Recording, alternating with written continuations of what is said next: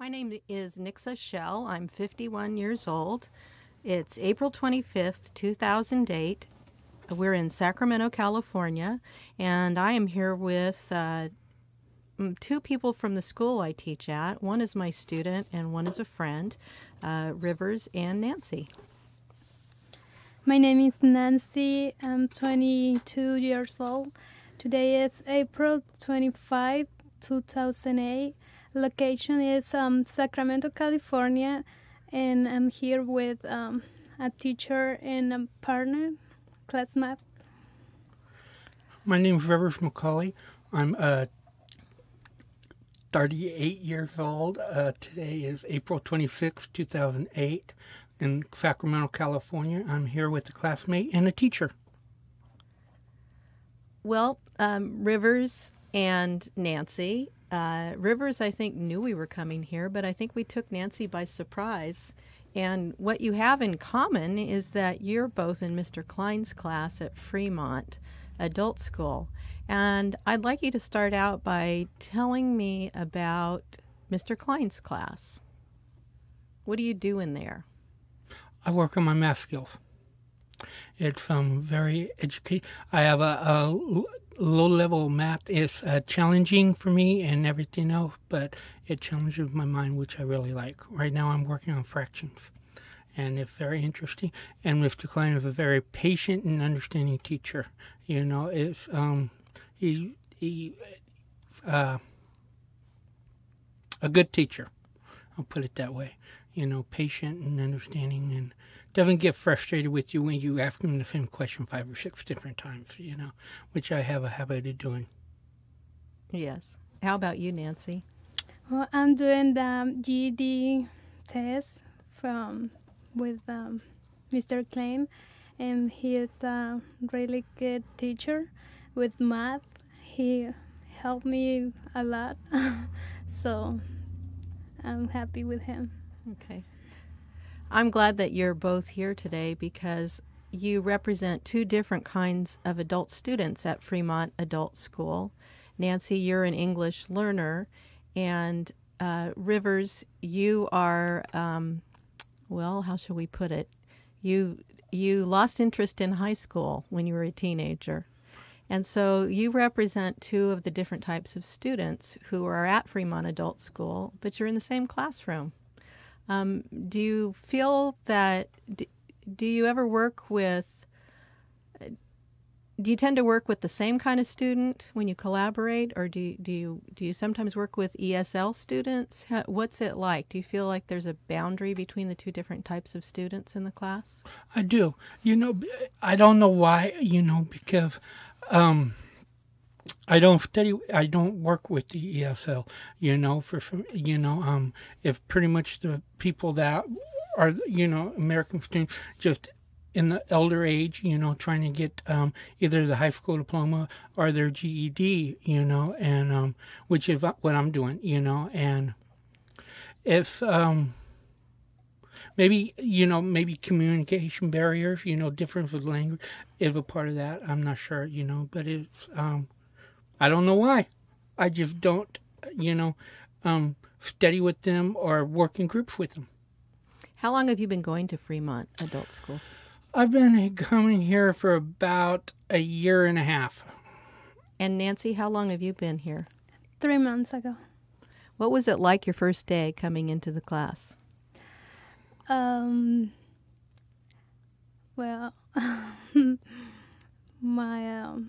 my friends, the new friends I do, and how I was learning the teacher, how he explained me.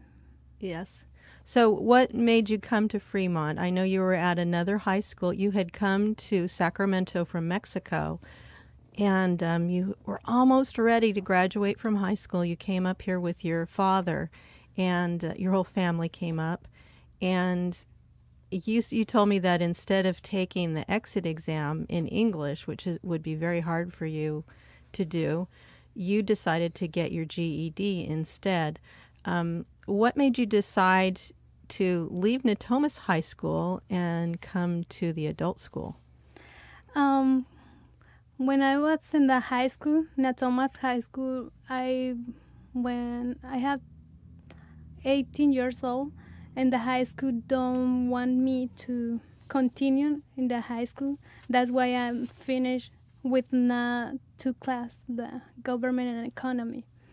And right now, I have time to come to the adult school, and that's why I'm coming to do my GED. What's different about the adult school from the high school? Because right here it's I had to study how to say it's not a teacher told me what I do, it's what I want to do, fast, slowly, or... Do you think it's a better way of learning for you than at the high school? Yes, because I'm working hard to graduate for the GED faster. Rivers, you and I talked about that too, about being an adult in a classroom versus being chased down the street by your mother with a belt to go to high school, which is what you described to me. Yeah, my youth, I was a much different person. I've learned a lot in the years that I became an adult. And, one barrier that was in my way of my education is I'm a recovering addict. So drugs and alcohol were a big part of my, young youth. And partying, everything else seemed to take place, priority over school and everything else, And now that I'm older and everything else and wiser, I see the errors in that. And I've come back to, make some changes in my education. I didn't care that I didn't know how to read or write very well, and everything else. And now I do care. I have goals and, goals that I want to achieve. And when I was younger, I didn't. It was just partying, hanging out at the house, doped up and high was cool, and today it's not. Have you seen some students like that at Fremont Adult School? Yes. It is amazing that, oh man, I'm sure the teachers sit back and wonder and everything else, and I'll tell you, I'll know. The ones, if you can't stay in class, they're going out there and, hitting the bathroom and doing something, they don't need to go bathroom 50 times in the day, So, I don't mean to make judgments, but yeah, you can definitely see. And yesterday I witnessed a conversation about it. Just across from me, I'm sitting and, doing my math, and people were talking about it. About? Using, okay. And everything. It's just strange, It seems to be the younger kids, and as we get older, we wise up, and it's struggles, It's something that, drugs and alcohol is something that I think everyone battles with, and we either make the choice, I don't believe anyone doesn't try it. And we make the choice that it's not for us, or we make the choice it is, and and when we enjoy that thing and we say it is for us, we can take it too far and go further than experimental and then growing up. I think drugs and alcohol is a part of childhood, and everything else, but we experiment, and then when we go past experimentation and saying, I know what this does, it's not for me, and we get into it, it can really destroy your life. Like me, I'm 38 years old and don't even, only have a few credits in my high school program. And you're not the only person like you at the school. There are many, many students who have come back to school after having gone through that. Yes, I know, I'm not to just speak of me, I'm in the bad side, but I know about 4 different students that are in recovery, in their elder years, and they're back to, do the same thing as I am, fix the mistakes they made, and get an education and get into the workforce. Nancy, as you hear Rivers talk about high school and me talk about high school, how does that compare to your experience of high school in Mexico? In Mexico, When Were there a lot of drugs in the high school in Mexico and students goofing off? No. In Mexico, no, because it was some person is take care of the whole students, and we can take drugs or. Did you have alcohol. uniforms in your high school? Yes. So you felt that the adults were paying closer attention to the students? It not depend that close, but it's depend that what they think or what they want to do. I don't know. So are you saying that the students didn't want to goof off, they wanted to learn in Mexico? It's yeah, because it's the high school, we had goals to reach, and right here it's drink, play, dance. It's more. Have you thought about why that is, why it's so different in Mexico than it is here? Excuse me? Have you thought about why American students drink and play and dance and Mexican students do their work? Because the parents.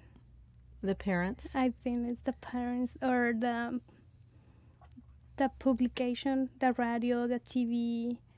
It's The media? yes. So that it's more strictly controlled in Mexico. I think so. Does everybody go to school in Mexico? Not everybody, but the people going to the school, they want to be better person, and that's why the school is more I don't know. It's more serious? Yes. Yes. It's more serious. So there are actually some teenagers who don't go to school by choice. And do they work instead? Yes. Ah, okay. So they can go out and make money if they don't feel like going to Yes. school. Yes. Let me see. What are your impressions of the different kinds of students at Fremont Adult School? Do you think that there is a difference between an ESL student and a high school student getting credits to graduate and an adult coming back to learn? Have you noticed the difference between the different types of students? It's so different because in the English class, the ESL class, it's more serious because everyone wants to learn. And the high school teenagers, they don't want to learn. They played and talk, and Does that's not study. Does that surprise you that they're so disinterested? No. No. That's another thing that I've noticed at Fremont Adult School is the ESL classrooms, that they're always packed full, and how many people from how many different places want to learn English and how hard they work to learn English.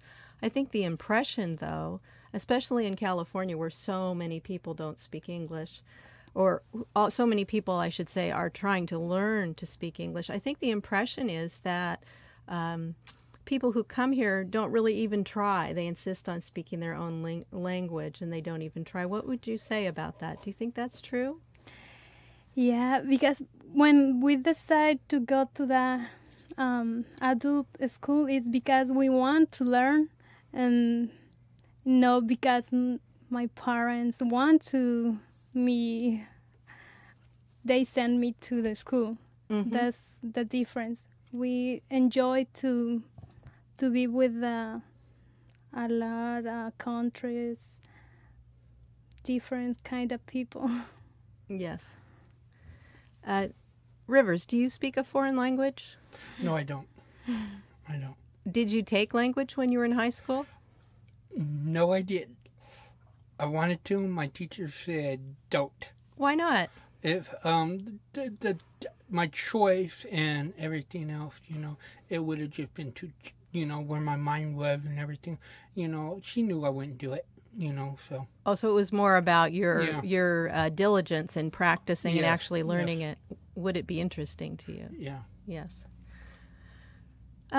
Rivers, I was talking to you, Nancy, earlier about your different approach to learning the English language and learning the reading and the writing, and how the things that you're focusing on right now and the things that Nancy is focusing on right now are different. You and I have worked in my adult basic education class on spelling a lot lately, Yes. and you've done really well. Tell me a little bit about what you've learned about your learning, what you've learned about what you know about spelling and reading, and how that's different for you now that you're an adult than it was when you were a child. Put me on the spot. Well, I'm working on what is it called?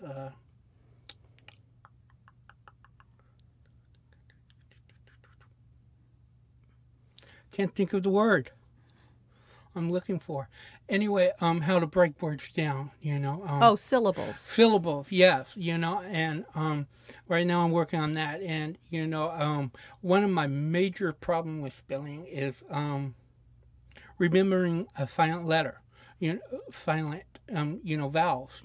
When we have a long vowel, there is another vowel there that's going to be silent to make the other one long, and I'll forget that vowel. And a lot of my spelling, I can and another trouble I have is words that sound alike, break and break, they're two different breaks and two different spellings, and it's challenging to me because I just have a very hard time remembering the silent, silence and the changing of the words and everything else, and I just didn't care back in school. I don't know why I didn't get it then. Probably just.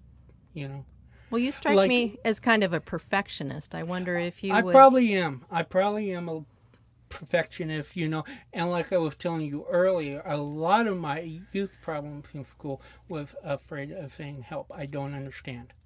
I couldn't go up to the teacher. Now I just don't give a darn what you think of me. Tell you the truth. I just don't care. If I need help, I'm going to ask for it. And So when you asked for help, what happened when you were a kid? I cared what the students thought of me when I asked for you don't know how to do that, and the mocking. You didn't want to get teased. Yeah, teased. No, I don't care. Tease me, I'm here to better myself, If you're here to party and everything else, go waste someone else's time, and that is one of the major differences I notice, and different between, as you asked Nancy, the differences in high school and basic ed. One of the the high school students, they're there because their parents are making them go. They didn't graduate high school, so their parents are saying you have to go to school, and they're not interested. Or there's a program out now here, to get your welfare. If you have a child, you got to go to school or work. So they choose school, and they're not here. They're just here for their money, and they're not interested in learning, and they make it very difficult for the people that are, so that's the high school promo.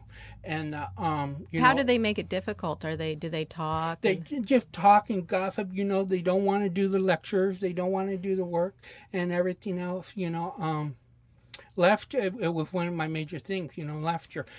Total distraction, it was hard to work, Miss Randis is another teacher at Freemont Adult School, and she's the social studies teacher, and she'll give you the world and everything, and she just gets frustrated, and she keeps wanting to retire, and students don't, these students don't like her because she's hard on them. She'll give you an A easy. All you got to do is work for it.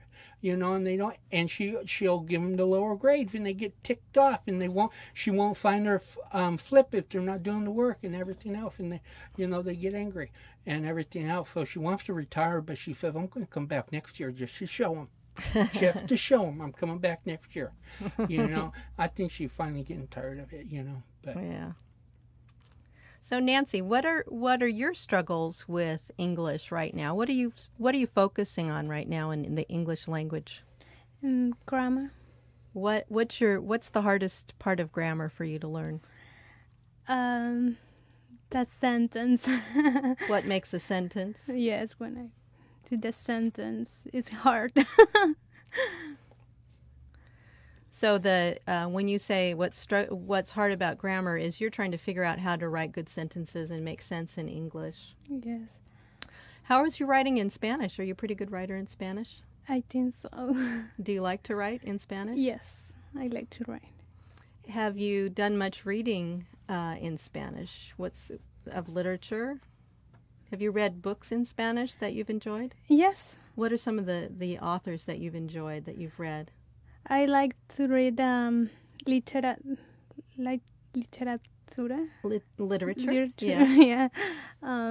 Everything, or the Bible too, in Spanish. So, have you read any writers, Latino writers? Do you identify yourself as a Latina? Yes. You do? Yes. What is your impression of girls your age who are Latinas, who were born here, versus you who just came here? Is there a difference? Yes. My best friend's born here in Sacramento. She almost graduated from the university, the Sac State. Sac State? So it's so different because I can't get a good job because my language, I don't speak English very well, and I need to learn, and she have both language, Spanish and English. She's strong in two languages. Yes. Do you think it's better to be strong in two languages or to just forget Spanish and speak only English? No, both. Why? Both. Why is that? Because it's more opportunities for to get a job, to help people, or to enjoy with more persons. So you can make connections with more people. Yes. When you speak more languages. Yes. Rivers, what made you decide to go back to school as an adult? Well, as I said earlier, I got into recovery and everything else, and one of the principles behind the recovery, self-supporting, being self-supporting, productive member of society, and I wanted to get into the workforce and everything else, and, I do not want to do hard labor, and without education, that's all you can do, so I said I need to go back to get my, high school diploma, which I started to do, and then I switched my educational goal so I'd get into college earlier. What is your goal? Like, where do you see yourself in 10 years? 10 years, I see myself as, I don't know. There's two choices, career choices I have, and one of them is a business major, so maybe a president of my own company or something. I actually can see that. Or another one is I'd like to be a drug and alcohol counselor. So one of those places. And what made you seek recovery?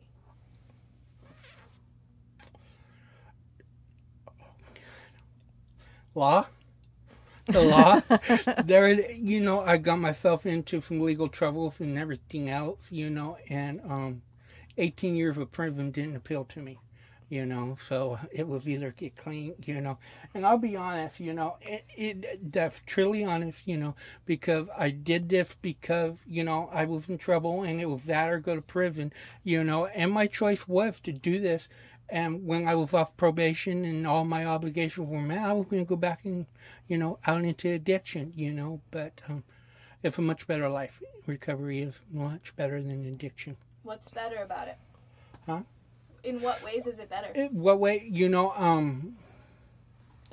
in your addiction is a state of, is part of a state of mind, and it lies to you. Everything it tells you is a lie. You're not good enough. You don't have friends. You don't have this. You don't have that. You could do this better. You could do that better. Where you fit into the realm of your family and everything else. You know, it wants to lie and make you feel bad, so you'll go out and do the negative things. And, you know, now that I got recovery and everything else, I can recognize those life. I know where I fit with my family. And it's not that low where my addiction told me. You know, I'm loved and respected in my family and in my community with my friends and, you know, and everything else. You know, today I have friends. I know my true friends, and I know the ones that's trying to use me. Did you feel like you, not only was addiction lying to you, but it was causing you to lie? To be dishonest? Oh, yes. You know, that is one of the things, honesty, you know. Anything to, you know, get what you want. You know, you're a selfish person. You know, when you're in addiction, you know, all you care about is yourself. And you'll say anything to get what you need. You were telling me about your family and your relationship with your family, how you saw it differently back then than you do now. Oh, yeah, definitely. You know, my grandmother, for perfect instance, you know, growing up and everything else, you know, I always thought she favored my brother and my sister, you know, firstborn grandson and first granddaughter, and I was in the middle, you know, and they got all this great treatment, you know, all these wonderful presents and everything else, you know, and I was blind to the side that was for me. You know, like the chocolate chip cookies were baked for me. I didn't see that when I was growing up and everything else, you know. I didn't see what she was doing for me, you know, because my addiction lied to me. Look what your brother gets. Look what your sister gets and everything. And there were things on the side that were mine, you know, the time she had for me, you know, and things she did only for me, you know. It's very deceitful, and you believe them. And then you look back, you know, you get a cleared head and you look back and you see the, you know, errors of your thinking. It must be very hard for you to see the partying high school kids who are kind of in that same state of denial. It is. I feel for them. You know, I don't mean to be rude or crude or anything else, you know, but, you know, I really hit hit bottom, or I don't know the exact word, you know, feel for someone that says, I only use a little pot, you know, because I'll tell you, you know, it is a big thing. What's wrong with pot and everything else? You know, I'll tell you what, 20 years ago, all I did was pot, you know, and in the end of my addiction, you know, I was just about homeless. I might as well be homeless because the house I lived in would have been condemned, you know, and everything else strung out on meth. It started with pot. You know, pot is the gateway to harder and more difficult things, you know, and everyone I know, you know, in recovery and everything, their gateway drug was pot, you know, and it's going to lead the other way, you know, give it 10 years and you're going to be doing something else. So it's not just a little pot, you know, I mean, that's the starter. So do you remember your first decision to try harder drugs, and did you have a doubt about whether or not you should do it? Yeah, but I didn't care. You know, you know, first time, well, alcohol, you know, alcohol was always part of it, you know, I would drink a lot, you know, to cover up anger and everything else. But, first time I used illegal, drug stronger than pot is, I was you know, I threw a party. It was an alcoholic party, you know, and everything else. And the party went 4 or 5 days, you know, and I didn't do my work. And, you know, I was manager of a complex and I had work and then I needed it completed.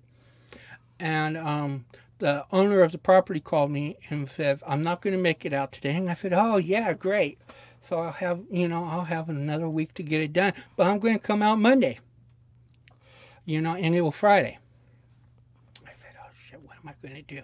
You know, because he didn't usually come out but once a week. So if he wouldn't make it Friday, it would be next Friday. But he's coming back Monday. And I had nothing done. I needed to get paid, and he said it better be done because he was getting tired of that routine, you know. And I was with a friend, you know, was with me that used meth, you know, and I knew it gives you, meth gives you a lot of energy, and everything else. And I knew if I, used it, I could get the work done. Yeah, I could put my mind on getting this done, and I'd have all this energy to burn doing what I needed to do. It worked. The downside of that is, it worked for the first time, for a few times. And the downside of it is you start to get paranoid. Mm-hmm. It's a paranoid drug. And everybody's watching. Everybody knows. They know what you're doing, and I couldn't work around my peers. I could not, go do what I needed to do to make it through the day, because you become dependent on it. And I couldn't go home and get high and everything and go to work and then work because I was paranoid of my peers, my other employees and everything else. I just couldn't do it. And eventually I lost my job, and just walked away. Beautiful home, nice home, everything else. And I said, I quit. He was about to fire me. And I said, before you say that word, I said, I quit. He said, what? And I said, yeah, I know you're about to fire me. That's what you wanted to say. And I quit. And I'm moving. And he wasn't about to say that. Yeah, he was. He was. He was. He was. I said, we need to talk. He says, yes, we do. I said, before you say you're fired, I'm going to say I quit. He says, okay. Mm-hmm. And he couldn't believe that I knew. He says, I'm off moving. And I just, we just restored that. Oh, that was a beautiful home. Just restored, refurbished it and everything, just finished and everything else. And I moved into a home that was condemned. Plumbing didn't work, no shower pressure and everything else, and it was home. I couldn't believe, today I can't believe I want to live.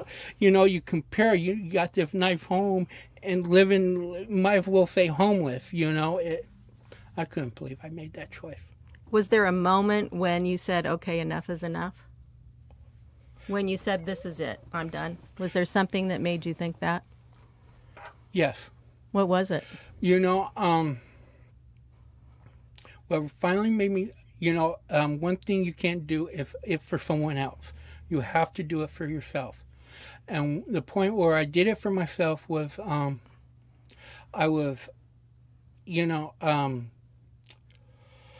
long story, but I moved back into that place. At one time I left that place and everything else. Anyway, I moved back into that place with that friend, and everything else. And we got into a fight, and this and that. And, I just was tired of it. I was tired of all the BS, all the manipulation, you using me using you and everything. And I called my brother-in-law up and said, if you're still serious about giving me a place to stay, I'm ready, and he said, yeah.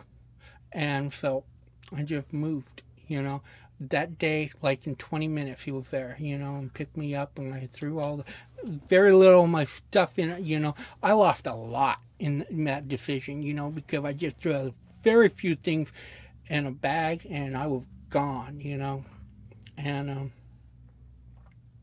that was the last long spiral, the active, and I got about 7 or 8 months, doing it for 7 or 8 months, but I relapsed, once, and I got right back into recovery, but I made that decision. I said, there's got to be something better than this. There's got to be. I didn't like wasn't getting along with the girl that I was in love with, didn't get along with my roommate, it was just arguing. That's all it was, Mm-hmm. If we were high, everything was wonderful. If you weren't high, you didn't get along.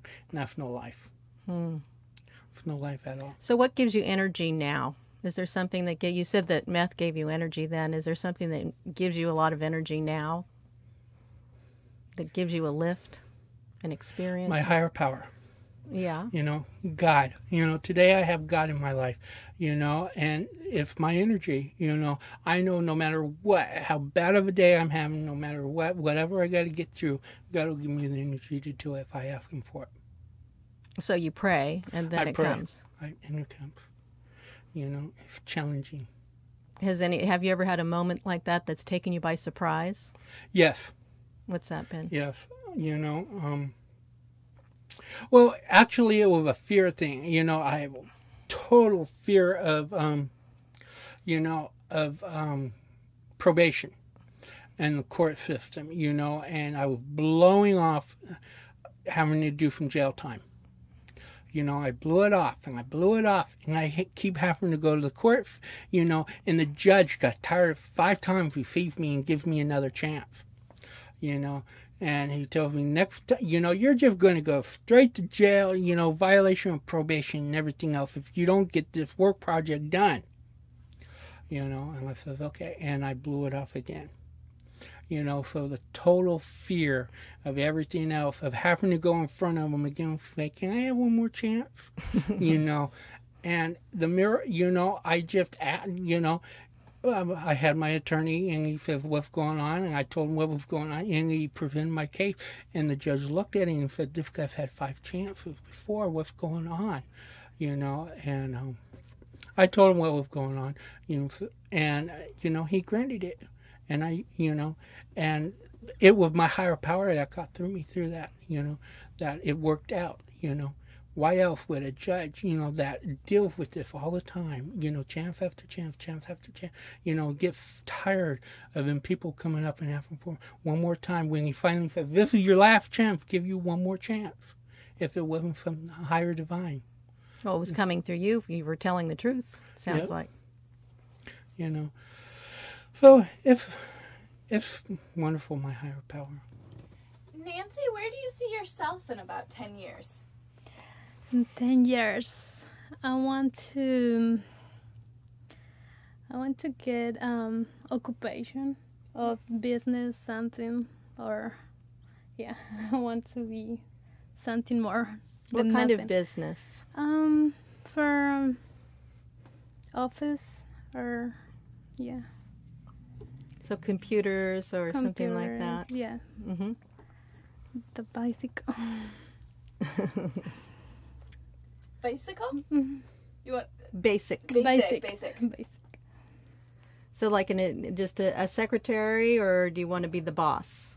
Just a secretary. Do you want to stay in California, or is there another Yes. place you might like to live? Right here, Sacramento. I like Sacramento. And you've said that you want to remain close to your mother and father and your sisters. Is that true? Yes. Do you think you'll all stay pretty close together in the next 10 years, or do you think you'll go off in different directions? I think together. Mm-hmm. Yeah, together. Maybe I get married. I'm not sure, but we gonna be together, close. Mm-hmm. There's about 2 minutes left. Anything else you want to say? Do you guys have any questions for me? What got you into teaching?